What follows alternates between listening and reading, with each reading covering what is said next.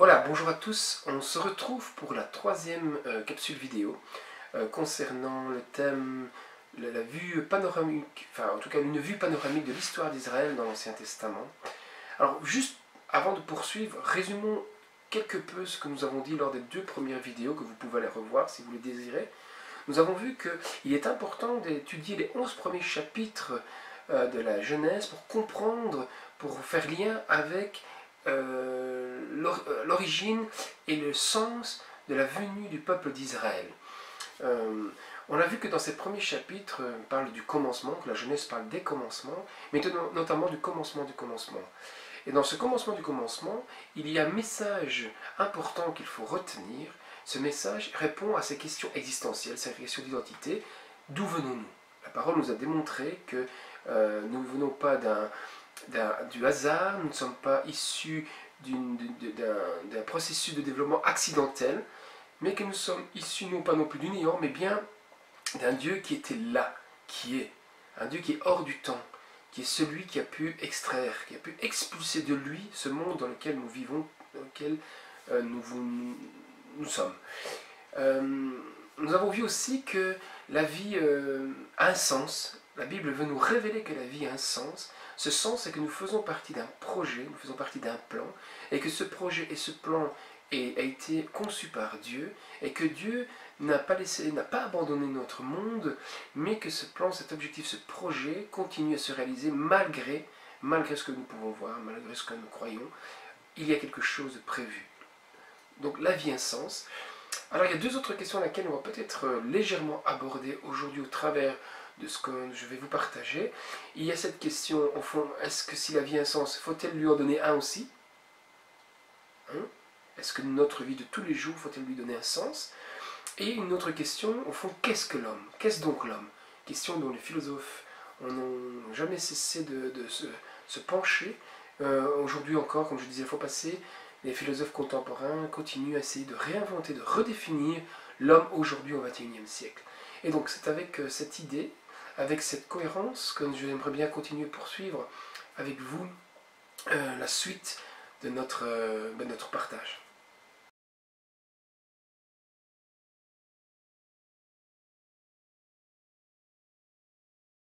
Donc, créé à son image, Dieu propose donc à l'homme d'être son ambassadeur sur terre.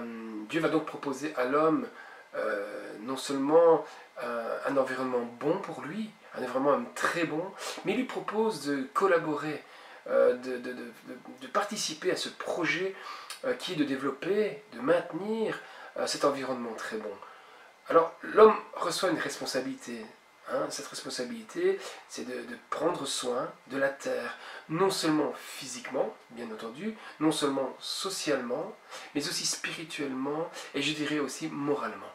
Et donc, l'homme avait en lui toutes les cartes en main, créé à l'image de Dieu, créé pensant, créé avec une autonomie, avec une liberté de choix. Dieu lui propose de rester dans cet environnement bon, et que pour pouvoir maintenir cet environnement, il doit continuer de lui faire confiance. Et c'est pour ça que Dieu va lui donner une parole, que l'on retrouve dans Genèse au chapitre 2, où Dieu dira « Profite, mange tous les arbres du jardin, mais surtout ne mange pas de l'arbre du fruit de la connaissance du bien et du mal. » Cet arbre de la connaissance du bien et du mal, ce fruit symbolise vraiment admirablement bien cette idée que la loi pour l'homme était le cadre que Dieu avait posé, la loi que Dieu avait posée pour l'être humain, de pouvoir maintenir cet environnement bon, cet environnement très bon, c'est-à-dire cet environnement où le bien règne, où l'homme n'a pas encore expérimenté le mal, où l'homme n'a pas pris le choix de décider, de dire je décide moi-même de ce qui est bien ou mal. Cet arbre montre que, au fond, la foi en la parole de Dieu est la solution pour maintenir et préserver l'amour, la justice et le bien au sein de notre vie.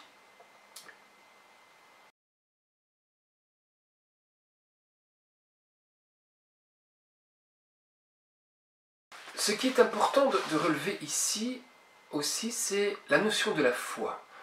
La notion de la foi n'est pas, même si Abraham se rappelait le père de la foi, La notion de la foi n'arrive pas avec Abraham, mais elle est déjà présente dès le Jardin d'Éden, dès la création, dès le commencement de l'arrivée de l'homme sur terre. Lorsque Dieu dit à Adam, voici, je t'offre tous les arbres du jardin, profite, mange, tu peux manger de tout, sauf de l'arbre de la connaissance du bien et du mal. Ce que symbolise cet arbre au milieu du jardin, c'est ça qui est important. La signification, c'est que Dieu dit à l'homme, écoute, si tu veux maintenir l'éternité, tu dois rester dépendant de cette parole que je te donne. Et la parole que je te donne, c'est la loi, le cadre moral, c'est de ne pas désobéir à ma loi. C'est de ne pas désobéir à ce que je vais te dire ici. Et donc, fais-moi confiance et foi en moi. Et c'était ça l'enjeu dans le Jardin d'Éden directement. C'est que l'homme avait la possibilité de garder la foi, d'adhérer au principe moral que Dieu lui avait proposé, que Dieu lui avait donné. C'était la seule loi, la seule règle que Dieu lui avait proposée.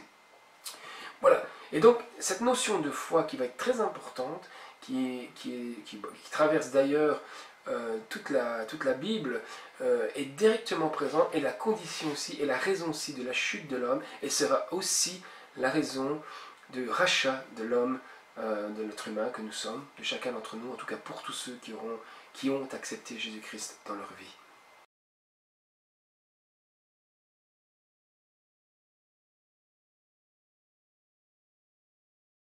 Alors, ce qui est intéressant lorsqu'on médite en profondeur les premiers chapitres de la Genèse, c'est qu'on arrive vite avec une proposition, en tout cas une révélation de réponse, quant à la question, mais si Dieu a créé l'homme libre, pourquoi a-t-il mis une loi?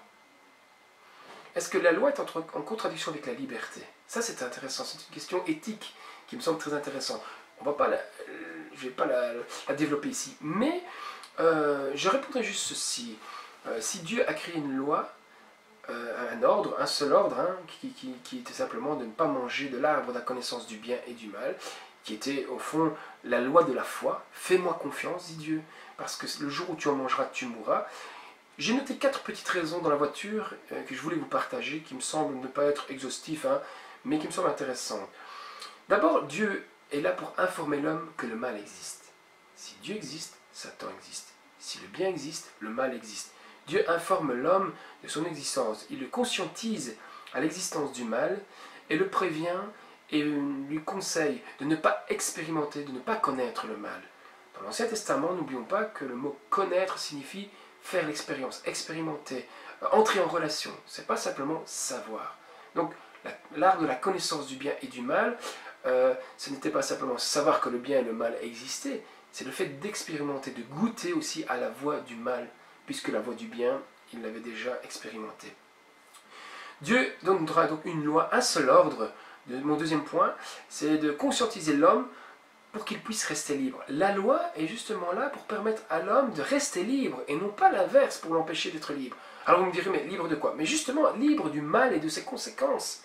Et nous savons comment la Bible va déterminer et définir la suite, quelles seront les conséquences justement du péché que nous allons voir juste après, cette tragédie, et notamment la mort. Un troisième point, une troisième raison, c'est que le projet de Dieu, le projet dans lequel nous avons été appelés, le projet dans lequel nous sommes encore appelés aujourd'hui, pour Dieu, son projet de bien ne peut être en aucun cas compromis avec le mal. En aucun cas. Il y a un quatrième point qui me semble aussi très intéressant, c'est que la condition pour que l'homme vive éternellement, pour que l'homme, la créature que Dieu a créée, vive éternellement, il ne peut en aucun cas être diffuseur ni être contaminant. C'est-à-dire que l'homme, Dieu ne voulait pas que l'homme vive éternellement en étant empreint du mal. Parce que la victoire, ce sera le bien sur le mal. Le projet de Dieu, c'est un projet de bien, ce n'est pas un projet de malheur. Car j'ai formé pour vous des projets de bonheur et non de malheur, nous dit la parole de Dieu.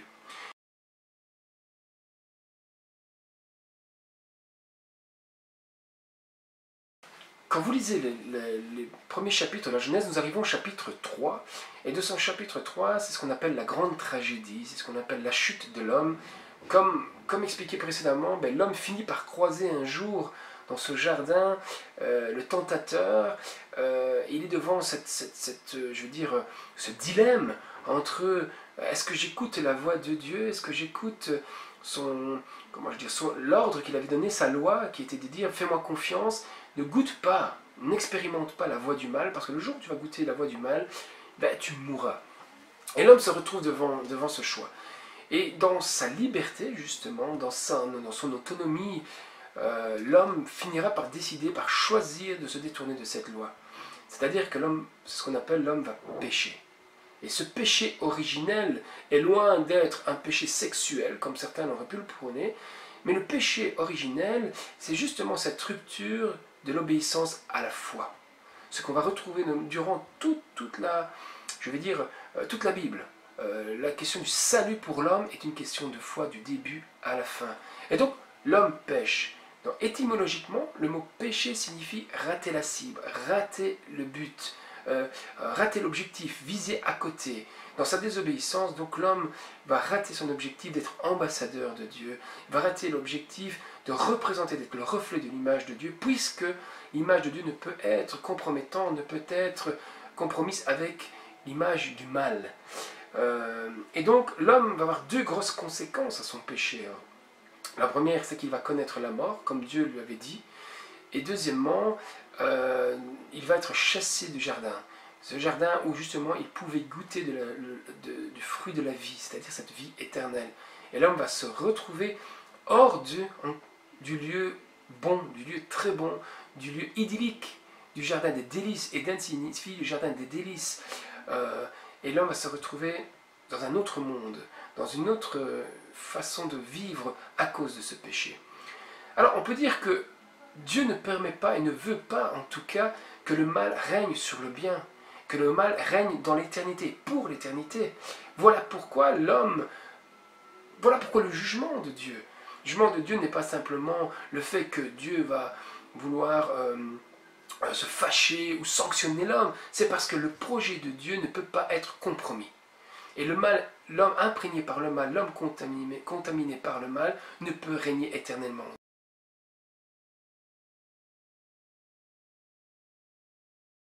Voilà, pour conclure cette troisième capsule vidéo sur la vue panoramique de l'histoire d'Israël, je voudrais relever 3 points. Premièrement, 1. Dieu offre la possibilité à l'homme d'une vie très bonne, et non seulement une vie très bonne, mais en plus de pouvoir la vivre éternellement. Deuxième point, c'est que Dieu offre une responsabilité à l'homme pour garder ce statut, c'est-à-dire de prendre soin de son environnement et de lui-même. Comment?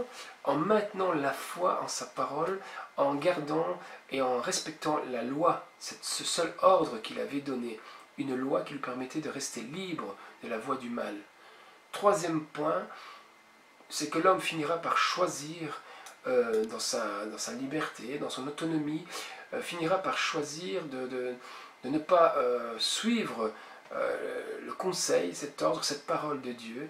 Il va enfreindre la loi de la foi, c'est-à-dire qu'il va enfreindre cette confiance, cette adhérence du principe que Dieu lui avait donné, et goûter et expérimenter le mal, ce qui aura des conséquences tragiques et désastreuses que nous verrons lors de la prochaine vidéo.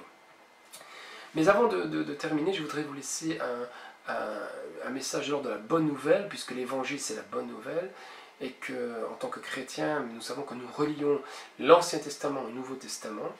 Je voudrais juste rappeler que Genèse 3, 14, 15, en Genèse 3, 14, 15, Dieu annonce, Dieu prédit, Dieu fait une promesse, une certitude que notre humanité sera rachetée par la descendance de la femme. Que notre humanité connaîtra la victoire du bien sur le mal. Progressivement, Dieu va se révéler et nous allons connaître une révélation progressive de ce plan de salut qui va nous conduire jusqu'à Jésus-Christ. Et c'est en ce sens que je voudrais vous lire ce que j'ai écrit juste et ce texte biblique. Ce que l'homme, l'être humain a raté, ce que l'homme, l'être humain a échoué dans sa nature pécheresse, Christ l'a accompli afin que par la foi en son œuvre, nous puissions être rachetés et à nouveau bénéficier de la vie éternelle qui se manifestera pleinement à son retour final. Ça, c'est le message de l'Évangile, entre autres. Et je voudrais qu'on puisse lire ensemble Jean 4, 23, 26, lorsque Jésus va rencontrer la Samaritaine. Et voici ce qu'il va lui dire. Mais l'heure vient, et elle est déjà venue, où les vrais adorateurs adoreront le Père en esprit et en vérité, car ce sont là les adorateurs que le Père demande. Dieu est esprit, et il faut que ceux qui l'adorent en esprit et en vérité. La femme lui dit, je sais que le Messie doit venir, celui qu'on appelle Christ. Quand il sera venu, il nous annoncera toutes choses. Jésus lui dit, je le suis, moi qui te parle. Alors je conclurai avec cette petite phrase. L'homme est un être créé, autonome et responsable, libre de choisir, de décider, de rester ou non dépendant de la foi en la parole de Dieu. Et n'oublions pas, nous l'avions lu lors de la vidéo précédente, cette parole s'est faite chair, et cette parole, c'est Jésus-Christ, ce Logos qui est la parole, la raison, le sens de notre existence et le sens de notre vie, c'est Jésus-Christ qui est le chemin, la vérité et la vie. Voilà, je vous souhaite une bonne continuation et à très bientôt. Salut, ciao!